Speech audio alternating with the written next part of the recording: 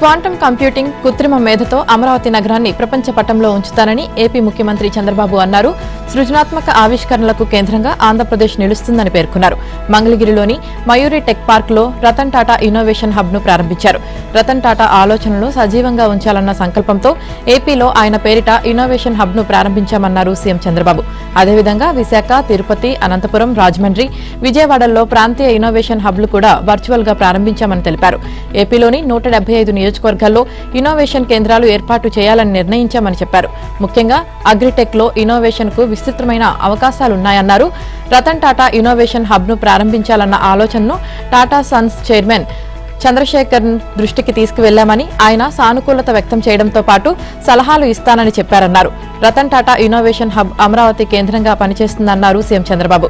Give back to society అనే విధానాన్ని రతన్ టాటా ఆచరించి సమాజానికి మార్గదర్శకుడిగా నిలిచారు. ఆయన చేసిన సేవలు దేశానికి ఆదర్శమన్నారు. 10 ఏళ్ల నాడు 11వ ఆర్థిక వ్యవస్థగా ఉన్న భారత్ త్వరలో 3వ అతిపెద్ద ఆర్థిక వ్యవస్థగా అవతరించబోతుందని సీఎం చంద్రబాబు అన్నారు. అప్పుడు దేశ సంపద మరింతగా పెరుగుతుందని చెప్పారు. రానున్న అవకాశాలను అందిపుచ్చుకోవడానికి ఏపీ సంసిద్ధంగా ఉండాలన్నారు. ఇందుకోసం ఇప్పటి నుంచే ప్రాంతాల వారీగా అభివృద్ధి ప్రణాళికలను రూపొందిస్తున్నామని చెప్పారు. ప్రధాని మోదీ, సీఎం చంద్రబాబు నేతృత్వంలో ఏపీ త్వరలోనే ఇన్నోవేషన్ వ్యాలీ ఆఫ్ ఇండియాగా అభివృద్ధి చెందుతుందని మంత్రి లోకేష్ పేర్కొన్నారు. విద్యార్థి దశ నుంచే సృజనాత్మక ఆలోచనతో ఆవిష్కరణలపై దృష్టి సారించాలని సూచించారు. దిగ్గజ పారిశ్రామికవేత్తలు, విద్యావేత్తలతో కలిసి పనిచేసేందుకు సిద్ధంగా ఉన్నామని చెప్పారు. మంగళగిరిలోని మయూరి టెక్ లో రతన్ టాటా ఇన్నోవేషన్ హబ్ ను ముఖ్యమంత్రి చంద్రబాబు ప్రారంభించారు. రతన్ టాటా గౌరవార్థం ఏపీలో ఇన్నోవేషన్ హబ్ ను నిర్మించాలని నిర్ణయించామని మంత్రి లోకేష్ చెప్పారు. ఇన్నోవేషన్ హబ్ ను ఏర్పాటు చేసిన మయూరి టెక్ ఒక భవనం కాదు, లక్షలాది మంది యువతకు ఆశాకిరణమని లోకేష్ అన్నారు. ఈ హబ్ ద్వారా వినూత్న ఆలోచనలను ప్రోత్సహిస్తాం, మహిళల వినూత్న ఆలోచనకు, వ్యాపార అభివృద్ధికి సహకారాన్ని అందిస్తామని చెప్పారు. ఉమ్మడి ఆంధ్రప్రదేశ్లో హైదరాబాద్ నగరాన్ని ఐటీ హబ్ గా మార్చిన ఘనత చంద్రబాబుకే దక్కుతుందన్నారు. సహజంగా ఒక నాయకుడికి ఒక నగరాన్ని అభివృద్ధి చేసే అవకాశం వస్తుంది. కానీ చంద్రబాబుకు అమరావతి నగరాన్ని కూడా అభివృద్ధి చేసే అరుదైన అవకాశం దక్కిందని లోకేష్ అన్నారు. 2019-24 మధ్య కాలంలోని పారిశ్రామిక వ్యతిరేక విధానాల ఆనవాళ్లను తుడిచేసి రాష్ట్ర పారిశ్రామిక రంగంలో కొత్త రూపురేఖలను తీసుకువచ్చామని లోకేష్ అన్నారు. అటవీ శాఖ సిబ్బందిపై శ్రీశైలం ఎమ్మెల్యే బుడ్డా రాజశేఖర్ రెడ్డి దాడి చేశారు. తన కోసం ఫారెస్ట్ చెక్పోస్ట్ గేటు తీయలేదని, పిలవగానే దగ్గరకు రాలేదంటూ ఆగ్రహావేశాలు వెళ్లగక్కారు. అంతే ఆవేశంతో అక్కడికి దగ్గరలోని ఫారెస్ట్ పెట్రోలింగ్ సిబ్బందిని పిలిపించి వారిపై జులుం ప్రదర్శించారు. వారిని బలవంతంగా పెట్రోలింగ్ వాహనంలోకి ఎక్కించి చిత్రహింసలు పెట్టారు. ఆ వాహనాన్ని ఎమ్మెల్యే స్వయంగా నడిపారు. తన అనుచరులతో కలిసి చెక్పోస్ట్ వద్ద బీభత్సం సృష్టించారు. బుధవారం ఈ ఘటన సోషల్ మీడియాలో కలకలం రేపింది. శ్రీశైలం ఎమ్మెల్యే బుడ్డా రాజశేఖర్ రెడ్డిపై సీఎం చంద్రబాబు ఆగ్రహం వ్యక్తం చేశారు. నేరుగా అటవీ అధికారులతో మాట్లాడి ఏం జరిగిందో వివరాలు అడిగి తెలుసుకున్నారు. తప్పు ఎవరిదైనా కేసు నమోదు చేసి దర్యాప్తు చేయాలని, మొత్తం ఘటనపై నివేదిక ఇవ్వాలని అధికారులను ఆదేశించారు. అటవీశాఖ అధికారులపై దాడి ఘటనపై డిప్యూటీ సీఎం, ఆ శాఖ మంత్రి పవన్ కళ్యాణ్ ఎక్స్ వేదికగా స్పందించారు. ఈ ఘటనలో ఎమ్మెల్యే, ఆయన అనుచరుల ప్రమేయంపై విచారించి సవివరంగా నివేదిక ఇవ్వాలని ఆదేశించినట్లు పవన్ పేర్కొన్నారు. అటవీ ప్రాంతంలో విధులు నిర్వహిస్తున్న అధికారులను బంధించి దాడికి దిగడం దారుణమని, బాధ్యులైన వారిపై కఠిన చర్యలు తీసుకోవాలని పలువురు డిమాండ్ చేశారు. మరోవైపు అనంతపురం అర్బన్ ఎమ్మెల్యే దగ్గుపాటి వెంకటేశ్వర ప్రసాద్ పై సీఎం చంద్రబాబు ఆగ్రహం వ్యక్తం చేశారు. సీఎం ను కలిసేందుకు వెంకటేశ్వర ప్రసాద్ సచివాలయానికి వెళ్లారు. ఇటీవల జూనియర్ ఎన్టీఆర్ పట్ల తాను చేసిన వ్యాఖ్యలపై వివరణ ఇచ్చేందుకు ఎమ్మెల్యే ప్రయత్నించగా తన వ్యాఖ్యలు, తీరు ఏమాత్రం సరికాదు అంటూ ఆగ్రహం వ్యక్తం చేశారు. పార్టీ రాష్ట్ర అధ్యక్షుడు పల్లాను కలిసి వివరణ ఇవ్వాలని ఎమ్మెల్యేను ఆదేశించారు. అనంతపురం అర్బన్ మాజీ ఎమ్మెల్యే ప్రభాకర్ చౌదరి పార్టీ రాష్ట్ర కార్యాలయానికి వచ్చి పల్లాను కలిసి నియోజకవర్గంలో జరుగుతున్న పరిణామాలను వివరించి వెళ్లారు. దీంతో వెంకటేశ్వర ప్రసాద్ హుటాహుటిన అమరావతి వెళ్లి సీఎంను కలిసి వివరణ ఇచ్చే ప్రయత్నం చేశారు.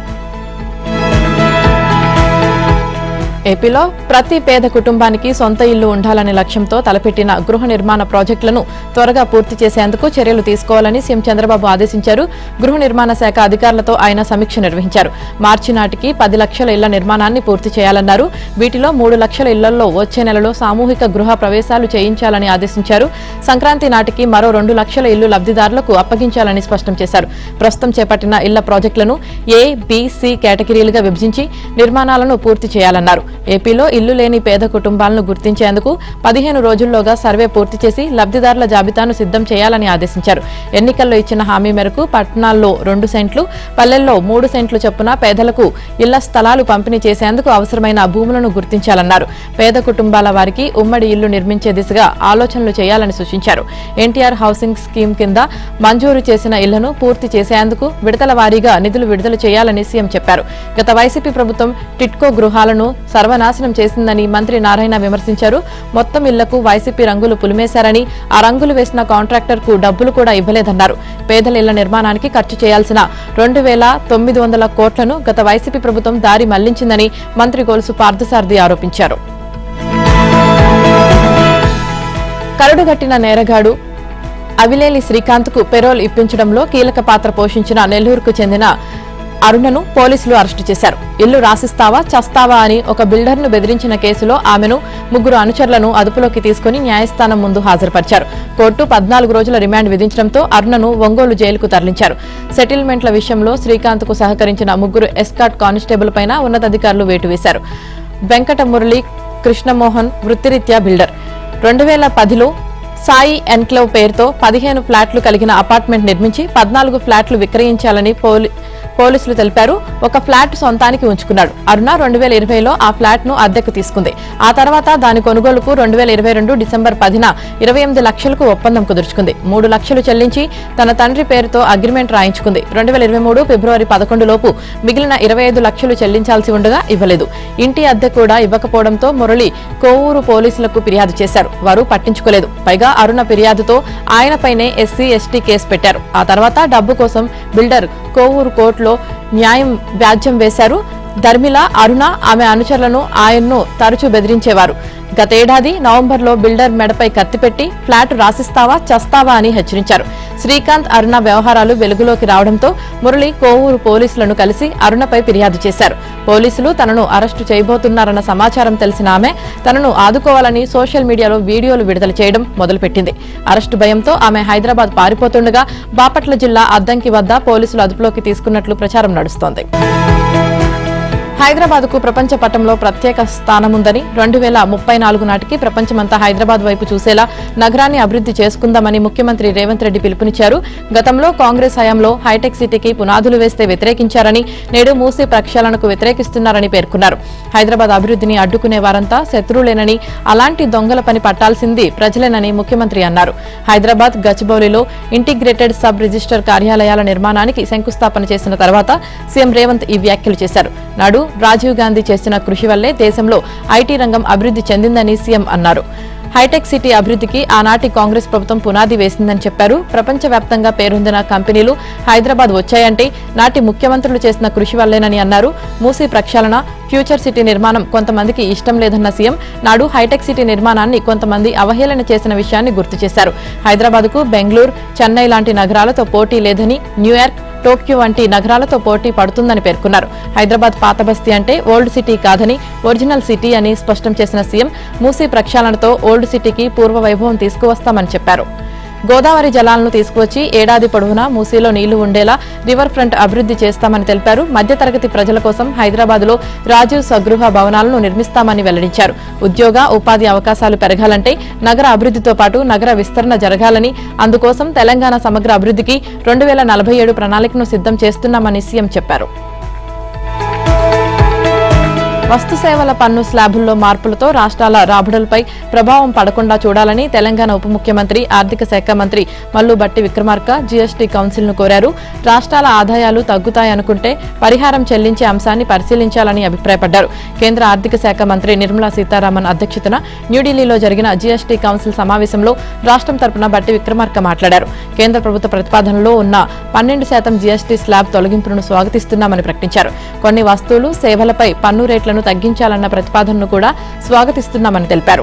అయితే జీఎస్టీలోని 4 స్లాబ్లను 2కు కుదించడం ద్వారా అంతిమంగా వినియోగదారులకు ప్రయోజనం చేకూరుతుందని చెబుతున్నప్పటికీ స్లాబులు ఎత్తివేత, పన్ను రేట్ల తగ్గింపుతో రాష్ట్ర రాబడులు ప్రభావితం కాకుండా చూడాలని కోరారు. మరికొన్ని వస్తువులు, సేవలపై పన్ను రేట్లను పెంచే అంశంపై లోతైన అధ్యయనం చేయాలని సూచన చేశారు. రాష్ట్రాల ఆదాయాలు తగ్గుతాయనుకుంటే పరిహారం చెల్లింపు అంశాన్ని కౌన్సిల్ పరిశీలించాలని కోరారు. పన్ను రేట్ల హేతుబద్ధీకరణ కోసం జీఎస్టీ కౌన్సిల్ ఏర్పాటు చేసిన మంత్రుల బృందంలో మరిన్ని రాష్ట్రాలకు ప్రాతినిధ్యం కల్పించాలని భట్టి అభిప్రాయపడ్డారు. తెలంగాణ రైతులకు బస్తా యూరియా సంపాదించడం గగనమవుతోంది. పొట్ట దశకు చేరుకుంటున్న వరికి, పూత దశకు వస్తున్న పత్తి పంట సహా ఇతర పంటలకు చల్లేందుకు యూరియా దొరక్కపోవడంతో రైతుల గోసపడుతున్నారు.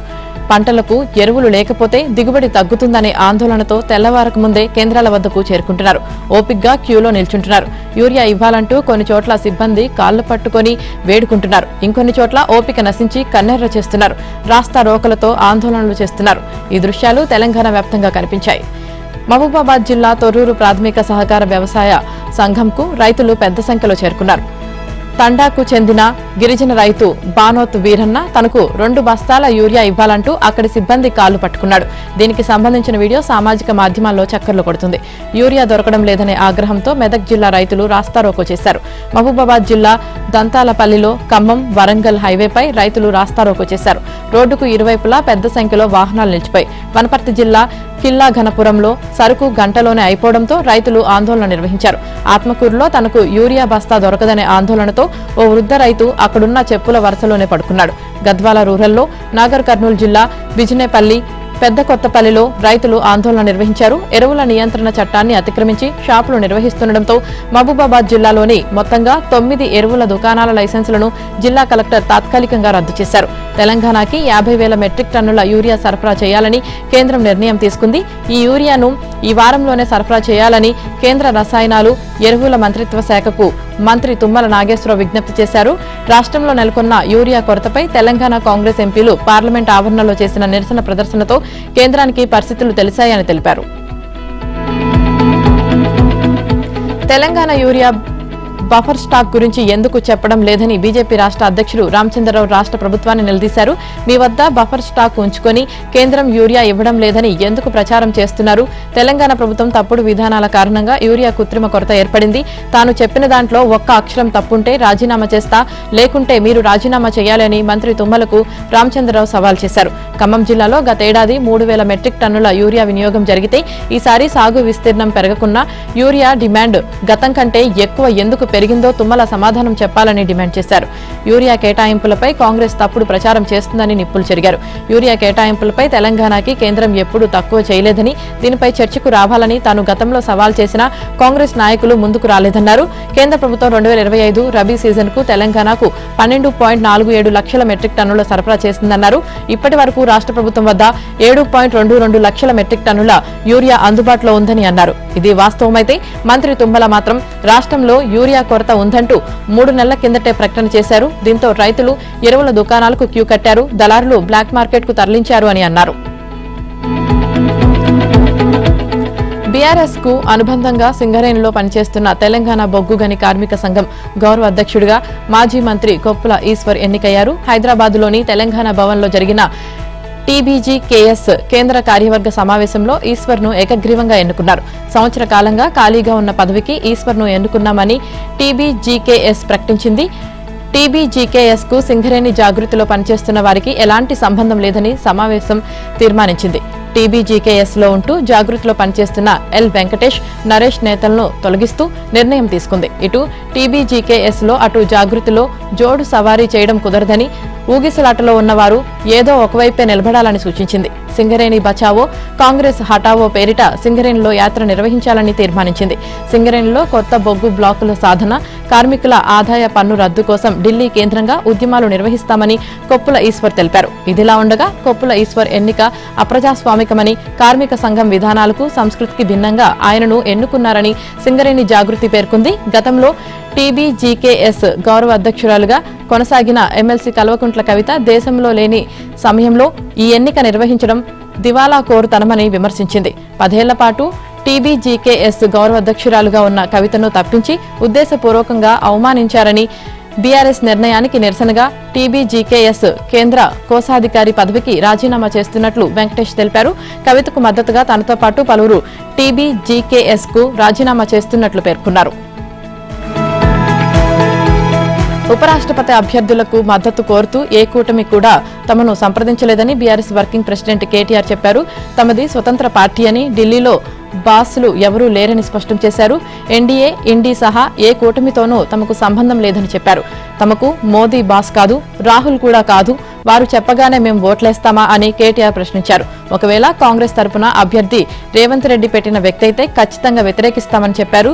కాంగ్రెస్ అనే చిల్లర పార్టీ రాష్ట్ర ప్రజలను ఎంత అరిగోస పెడుతుందో అందరికీ తెలుసన్నారు. అలాంటి థర్డ్ క్లాస్ ముఖ్యమంత్రి పార్టీ పెట్టిన అభ్యర్థిని సమర్థించే ప్రసక్తే లేదని స్పష్టం చేశారు.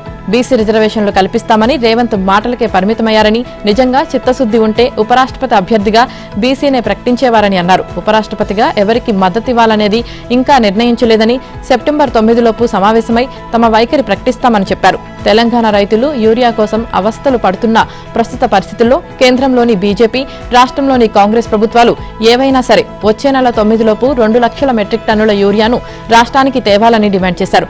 ఓటింగ్ లోపు రాష్ట్రానికి యూరియా తెచ్చిన పార్టీ అభ్యర్థికి ఓటు వేస్తామని ఆయన ప్రకటించారు.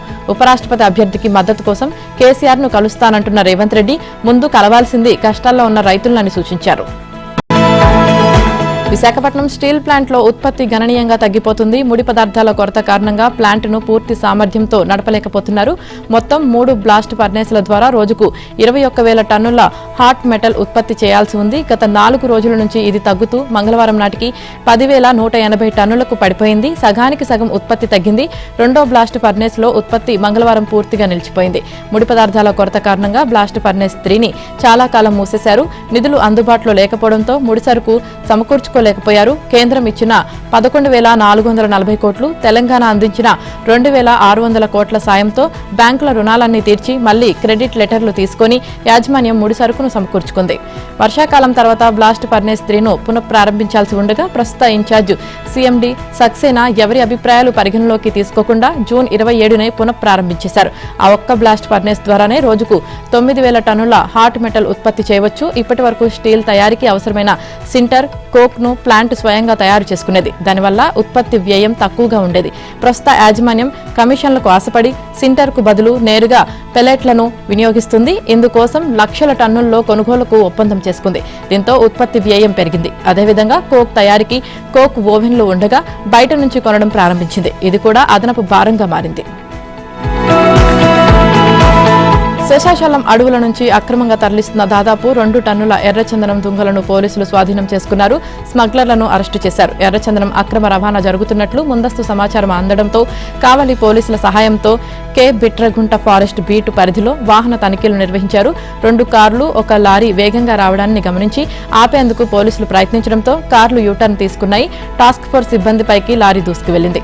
పోలీసులు అప్రమత్తమై లారీని వెంబడించి పట్టుకున్నారు. లారీలో ఉన్న దుండగులు పారిపోతుండగా ఒకరిని అదుపులోకి తీసుకున్నారు. నిందితుడు హర్యానాకు చెందిన వ్యక్తిగా గుర్తించారు. లారీలో మొత్తంగా 83 ఎర్రచందనం దుంగలు ఉన్నట్లు గుర్తించామని, వీటి విలువ దాదాపు 2 కోట్ల రూపాయలు ఉంటుందని టాస్క్ ఫోర్స్ ఎస్పీ శ్రీనివాస్ తెలిపారు.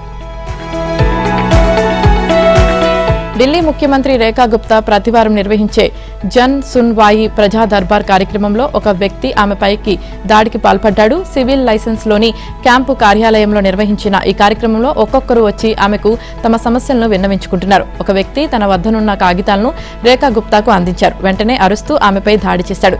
చెయ్యి పట్టుకుని లాగి చెంపపై కొట్టాడు. తర్వాత జుట్టు పట్టుకుని లాగాడు. అప్రమత్తమైన భద్రతా సిబ్బంది వెంటనే అతన్ని అదుపులోకి తీసుకున్నారు. దాడి చేసిన వ్యక్తిని గుజరాత్లోని రాజ్కోట్కు చెందిన రాజేష్ భాయ్ కిమ్జీ భాయ్ సకారియాగా గుర్తించారు. తన బంధువు జైల్లో ఉన్నారని విడిపించమంటూ పిటిషన్ ఇచ్చేందుకు వచ్చానని సకారియా చెప్పినట్లు తెలిసింది. సీఎంకు ప్రాథమిక చికిత్స అనంతరం వైద్యుల పర్యవేక్షణలో ఉంచారు. ఇది పక్కా ప్రణాళికతో జరిగిన దాడి అని సీఎం కార్యాలయం ఒక ప్రకటనలో తెలిపింది. ఆమెను చంపే కుట్రగా అభివర్ణించింది. నిందితుడిపై హత్యాయత్నం సహా పలు అభియోగాలతో 5 క్రిమినల్ కేసులు నమోదు చేసినట్లు సీనియర్ పోలీస్ అధికారి ఒకరు చెప్పారు. ఘటనను ఆప్ నేత అరవింద్ కేజ్రీవాల్ ఖండించారు. కాగా వీధి కుక్కలపై సుప్రీం తీర్పుపై నిరసన తెలిపేందుకే తన కొడుకు సకారియా ఢిల్లీ వెళ్లినట్లు అతడి తల్లి భానుబెన్ రాజ్కోట్లో విలేకరులకు తెలిపారు. సకారియాకు కుక్కలంటే ఎంతో ఇష్టమన్నారు. తీవ్ర నేరారోపణలతో అరెస్టైతే ప్రధాని, సీఎంలు, కేంద్ర రాష్ట్రాల మంత్రులను పదవి నుంచి తొలగించేందుకు వీలు కల్పించే బిల్లులపై లోక్సభ అట్టుడికింది. దీనికి సంబంధించిన 3 బిల్లులను కేంద్ర హోంమంత్రి అమిత్ షా లోక్సభలో ప్రవేశపెట్టారు. వెంటనే ఆ బిల్లులు దుర్మార్గం, క్రూరమైనవంటూ ప్రతిపక్షాలు తీవ్రస్థాయిలో నిరసనకు దిగాయి. సభా కార్యకలాపాలను స్తంభింపజేశాయి. కొందరు ఎంపీలు బిల్లు పత్రులను చింపి అమిత్ షా వైపు విసిరారు. మరోవైపు బిల్లుకు మద్దతుగా ప్రతిపక్షాలను తప్పుపడుతూ అధికార పక్ష సభ్యులు నినాదాలకు దిగారు. దీనితో అధికార ప్రతిపక్ష సభ్యుల మధ్య వాగ్వాదం జరిగింది. సభలో తీవ్ర గందరగోళం నెలకొంది. కొందరు ప్రతిపక్ష సభ్యులు అమిత్ షాను ఘెరావ్ చేసేందుకు దూసుకురాగా కేంద్ర మంత్రులు రవనీత్ సింగ్ బిట్టు, కిరణ్ రిజిజు అడ్డుగా నిలిచారు. వెంటనే మార్షల్స్ కూడా వచ్చి అమిత్ షాకు రక్షణ వలయం ఏర్పాటు చేశారు. ఈ గందరగోళం మధ్య 3 బిల్లులను మూజీవాణి ఓటుతో సంయుక్త పార్లమెంటరీ కమిటీకి అప్పగిస్తున్నట్లుగా స్పీకర్ ప్రకటించారు. పార్లమెంటు తర్వాతి సమావేశాల్లో తొలివారం చివరి రోజున దీనిపై నివేదికను సమర్పించాలని సూచించారు. తర్వాత కూడా ప్రతిపక్షాల ఆందోళన కొనసాగడంతో సభను వాయిదా వేస్తున్నట్లు స్పీకర్ ఓం బిర్లా ప్రకటించారు. కేంద్రంలోని బీజేపీ ప్రభుత్వం ప్రవేశపెట్టిన బిల్లులను చూస్తుంటే దేశం మధ్యయుగాల నాటి రాచరికానికి తిరోగమిస్తున్నట్లు ఉందని రాహుల్ గాంధీ విమర్శించారు. పదవుల నుంచి తొలగింపు బిల్లులకు నిరసనగా ఆయన నలుపు రంగు టీషర్టు ధరించి పార్లమెంటుకు వెళ్లారు. కేంద్రం తెచ్చిన బిల్లులు అప్రజాస్వామికమని ప్రియాంక గాంధీ మండిపడ్డారు. అవినీతికి వ్యతిరేకంగా తెస్తున్నామని చెబుతూ ప్రజల కళ్లకు గంతలు కట్టాలని చూస్తున్నారని చెప్పారు. ఉపరాష్ట్రపతి పదవి రాజకీయాలకు అతీతమైనది, రాజ్యాంగాన్ని పరిరక్షించే పదవి అని ఇండియా కూటమి ఉపరాష్ట్రపతి అభ్యర్థి జస్టిస్ బి సుదర్శన్ రెడ్డి అన్నారు. గతంలో వెంకయ్యనాయుడు బీజేపీకి రాజీనామా చేసిన తర్వాతే ఉపరాష్ట్రపతి పదవికి పోటీ చేశారని గుర్తు చేశారు. తాను ఏ పార్టీ వాడిని కాదని, రాజ్యాంగంతో సుదీర్ఘమైన ప్రస్థానం ఉన్న తనకు అన్ని పార్టీలు మద్దతిస్తాయన్న ఆశాభావంతో ఉన్నారని తెలిపారు. గతంలో బీజేపీ ముఖ్యమంత్రిగా ఉన్న మనోహర్ పారికర్ కూడా తనను లోకాయుక్తగా నియమించారని గుర్తు చేశారు. అర్హులైన వ్యక్తిని ఎంచుకోవాలని ఎన్డీఏ పార్టీలను కూడా కోరుతున్నట్లు పేర్కొన్నారు. న్యాయమూర్తిగా 5.5 దశాబ్దాలు రాజ్యాంగాన్ని పరిరక్షించే బాధ్యతనే నిర్వర్తించానని, ఇప్పుడు కూడా అదే బాధ్యత స్వీకరించేందుకు ముందుకొచ్చానని చెప్పారు. రాజ్యాంగం అంటేనే సామాజిక న్యాయమని, రాజ్యాంగ పీఠికలో తొలి పదం సామాజిక న్యాయమని పేర్కొన్నారని చెప్పారు. ఈ మేరకు జస్టిస్ సుదర్శన్ రెడ్డి బుధవారం ఆంధ్రజ్యోతి ఢిల్లీ ప్రతినిధితో మాట్లాడారు. న్యాయం, స్వేచ్ఛ, సమానత్వం అన్న పదాలతో సరిపెట్టకుండా అన్ని వర్గాలను కలుపుకొని పోయే సౌహార్ద భావం అన్న పదం చేర్చారంటే రాజ్యాంగ నిర్మాతలు ఎంత ముందు చూపుతో ఆలోచించారో అర్థమవుతుందని అన్నారు. ప్రస్తుత తరుణంలో దేశంలో రాజ్యాంగం పూర్తిగా విధ్వంసమైందని చెప్పలేను, కానీ రాజ్యాంగ విలువలు మాత్రం దాదాపు పతనమయ్యాయని చెప్పగలను. ఎన్నికల కమిషన్ సహా అన్ని రాజ్యాంగ వ్యవస్థలు కుప్పకూలిపోయాయన్నారు. వాటిని పరిరక్షించాలంటే రాజ్యాంగ విలువల పట్ల పూర్తి నిబద్ధత, అవగాహన ఉన్న సరైన వ్యక్తులను వ్యవస్థలో నియమించాలి, వారిని నిర్ణయ క్రమంలో చేర్చాలి అని జస్టిస్ సుదర్శన్ రెడ్డి అన్నారు. రాజ్యాంగం కుప్పకూలిపోతే సంపన్నులకు, మధ్యతరగతికి జరిగే నష్టం తక్కువైనా అణగారిన వర్గాలు పూర్తిగా సాధికారత కోల్పోతాయని చెప్పారు. రాజ్యాంగ స్ఫూర్తికి వ్యతిరేకంగా ఉన్నవారే రాజ్యాంగాన్ని ధ్వంసం చేస్తున్నారని తెలిపారు. రష్యా చమురు కొనొద్దంటూ భారత్పై ఒత్తిడి తేవడం అన్యాయం, ఏకపక్షమని భారత్లో రష్యా రాయబార కార్యాలయ సీనియర్ అధికారి రోమన్ అన్నారు. ఏకపక్ష నిర్ణయాలు ఎప్పుడైనా సరఫరా చైన్లను దెబ్బతీస్తాయని, అభివృద్ధి చెందుతున్న దేశాలు ఇంధన భద్రతను అవి ప్రమాదంలో పడేస్తాయని హెచ్చరించారు. భారత్పై అమెరికా విధిస్తున్న సుంకాల కారణంగా ఏవైనా సవాళ్లు ఎదురైతే వాటిని ఎదుర్కోవడానికి తమ వద్ద ప్రత్యేక ప్రణాళిక ఉందని పేర్కొన్నారు. అధిక సుంకాల కారణంగా భారత ఉత్పత్తులు అమెరికాకు వెళ్లలేకపోతే వాటికి రష్యన్ మార్కెట్లు స్వాగతం పలుకుతాయని బబుస్కిన్ భరోసా ఇచ్చారు. ద్వైపాక్షిక వాణిజ్యాన్ని 2030 నాటికి $100 బిలియన్ పెంచేందుకు ఇరు దేశాలు కట్టుబడి ఉన్నాయని, రష్యా నుంచి చమురు కొనుగోలుకు భారత్ తగ్గిస్తుందని తాము అనుకోవట్లేదని ఆయన పేర్కొన్నారు. ఒకవేళ రష్యా నుంచి చమురు కొనుగోలును భారత్ తిరస్కరించినా పాశ్చాత్య దేశాలు భారత్కు సమాన సహకారం అందించవని, ఎందుకంటే అది వాటి స్వభావం కాదని ఇటీవల కాలంలో ఆ విషయం స్పష్టంగా వెల్లడైందని బబుస్కిన్ వ్యాఖ్యానించారు. భారతదేశం రష్యాకు ఎంతో ముఖ్యమని, వ్యూహాత్మక భాగస్వామ్యాన్ని తామెప్పుడూ గౌరవిస్తామని, క్లిష్ట పరిస్థితుల్లో భారత్కు అండగా నిలవడానికి రష్యా కట్టుబడి ఉందని స్పష్టం చేశారు. ఇండో రష్యా సంబంధాలపై తమకు విశ్వాసం ఉందని, బయటి ఒత్తిళ్లు ఉన్న 2 దేశాల మధ్య ఇంధన సహకారం అలాగే కొనసాగుతుందని నమ్ముతున్నామని అన్నారు. ఇరు దేశాల మధ్య చమురు సరఫరా కొనసాగించడానికి కావాల్సిన విధానాలు ఇప్పటికే అమల్లో ఉన్నాయని, వాణిజ్యపరంగా మిగిలిన అడ్డంకులను తొలగించుకుని ఆర్థిక సహకారాన్ని బలోపేతం చేసుకునేందుకు 2 దేశాలు ప్రయత్నిస్తున్నాయని బబుస్కిన్ వివరించారు. ఈ ఏడాది చివరికి మోదీ, పుతిన్ ఢిల్లీలో కలిసే అవకాశం ఉందని చెప్పారు. అయితే ఈ భేటీకి సంబంధించి తేదీలు ఇంకా ఖరారు కాలేదని తెలిపారు. సరిహద్దు పునర్విభజన సమస్యను వీలైనంత త్వరగా పరిష్కరించుకోవాలని, ఈ మేరకు నిపుణుల బృందాన్ని ఏర్పాటు చేయాలని భారత్, చైనా సంయుక్తంగా నిర్ణయించాయి. చైనా విదేశాంగ మంత్రి వాంగ్ యీతో ప్రధాని మోదీ, విదేశాంగ మంత్రి జైశంకర్, జాతీయ భద్రతా సలహాదారు అజిత్ దోవల్ సమావేశమైన అనంతరం విదేశాంగ శాఖ ఒక ప్రకటన జారీ చేసింది. ఇరు దేశాల మధ్య లిపులేక్ పాస్, షిప్కి, నాథూలా కేంద్రాల ద్వారా సరిహద్దు వాణిజ్యాన్ని పునఃప్రారంభించనున్నారు. మరోవైపు 2 దేశాల మధ్య ప్రత్యక్ష విమాన సేవలను కూడా తిరిగి ప్రారంభించాలని, వీసాలను జారీ చేయాలని నిర్ణయం తీసుకున్నారు.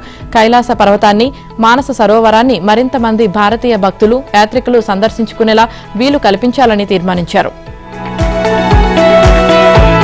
ఎగువ రాష్ట్రాల్లో కురుస్తున్న భారీ వర్షాలకు కృష్ణా, గోదావరి నదులు ఉధృతంగా ప్రవహిస్తున్నాయి. ప్రకాశం బ్యారేజ్ వద్ద కృష్ణా నదికి మొదటి ప్రమాద హెచ్చరిక కొనసాగుతుంది. శ్రీశైలం నుంచి నాగార్జున సాగర్ కు వరద వస్తుంది. దీంతో నాగార్జున సాగర్ 26 గేట్లు ద్వారా దిగువకు నీటిని విడుదల చేస్తున్నారు. మరోవైపు గోదావరి ఉపనదులు, కొండవాగులు పొంగి పొర్లుతున్నాయి. కడెం, మంజీరా, హరిద్ర, ఇంద్రావతి, మానేరు, ప్రాణహిత, కిన్నెరసాని, సభరి, సీలేరు ఉపనదులు పొంగి గోదావరిలో కలుస్తుండటంతో భద్రాచలం వద్ద నీటి మట్టం 45 అడుగులకు చేరింది. దీంతో మొదటి ప్రమాద హెచ్చరిక జారీ చేశారు. తూర్పు గోదావరి జిల్లా ధవళేశ్వరం కాటన్ బ్యారేజ్ వద్ద గోదావరి నీటి మట్టం 10.50 అడుగులకు చేరుకుంది. ఏలూరు జిల్లాలోని వేలేరుపాడు, కుక్కునూరు మండలాల్లోని పలు లోతట్టు ప్రాంతాలు నీట మునిగాయి. రేపాక గొమ్ము గ్రామస్తులను దాచారం R&R కాలనీకి తరలించేందుకు అధికారులు చర్యలు చేపట్టారు. కుక్కునూరు మండలంలో కుక్కునూరు టు దాచారం రహదారి ముంపునకు గురైంది. పోలవరం ప్రాజెక్టు నుంచి 8,78,000 క్యూసెక్కులు దిగువకు విడుదల చేస్తున్నారు. ఇక తుంగభద్ర జలాశయానికి వరద ఉధృతి పెరుగుతుండటంతో 26 గేట్లను ఎత్తి నీటిని దిగువకు విడుదల చేస్తున్నారు. ఎగువన భారీ వర్షాలు కురుస్తుండటంతో తుంగ, భద్ర జలాశయాలను నిండాయి.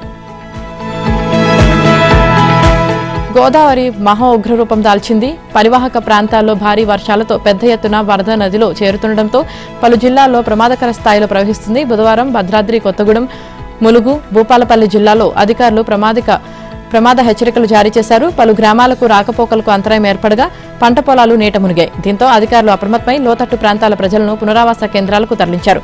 భద్రాచలం వద్ద గోదావరికి భారీ వరద చేరడంతో 2వ ప్రమాద హెచ్చరికను జారీ చేశారు. దేవస్థానం స్నానఘట్టాలు మునిగిపోయాయి. కళ్యాణకట్ట కింది భాగంలోకి వరద నీరు చేరింది. దీంతో భక్తులు వెళ్లకుండా బారికేడ్లు ఏర్పాటు చేశారు. ఈ నేపథ్యంలోనే అధికార యంత్రాంగం అప్రమత్తంగా ఉండి భద్రాచలం పరిసరాల్లోని లోతట్టు ప్రాంతాలపై దృష్టి పెట్టాలని మంత్రులు పొంగులేటి శ్రీనివాసరెడ్డి, తుమ్మల నాగేశ్వరరావు జిల్లా అధికారులను వేర్వేరుగా ఆదేశించారు. కలెక్టర్ జితేష్ వి పాటిల్, ఎస్పీ రోహిత్ రాజు భద్రాచలం గోదావరి వరద కరకట్టపై నుంచి వరద ఉధృతిని పరిశీలించారు. అన్ని ముందస్తు జాగ్రత్తలు చేపట్టినట్లు తెలిపారు.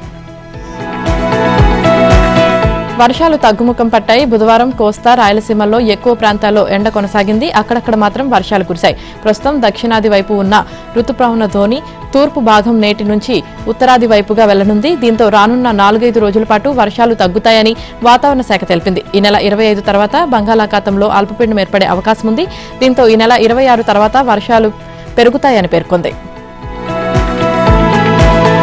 తెలంగాణ వ్యాప్తంగా పలు జిల్లాల్లో వర్షాలు కురిశాయి. చాలా చోట్ల వాగులు, చెరువులు పొంగి పొర్లుతున్నాయి. భద్రాద్రి కొత్తగూడెం, నాగర్ కర్నూల్, నారాయణపేట్, వనపర్తి, యాదాద్రి, భువనగిరి, పెద్దపల్లి జిల్లాలో వానలు పడ్డాయి. కొత్తగూడెం జిల్లా కేంద్రంలో అత్యధికంగా 6.4 సెంటీమీటర్ల వర్షపాతం నమోదైంది. యాదాద్రి జిల్లా బొమ్మల రామారం మండలం మర్యాలలో ఈతకు వెళ్లి గల్లంతైన మృతదేహం లభ్యమైంది. డిండి రిజర్వాయర్ నిండింది.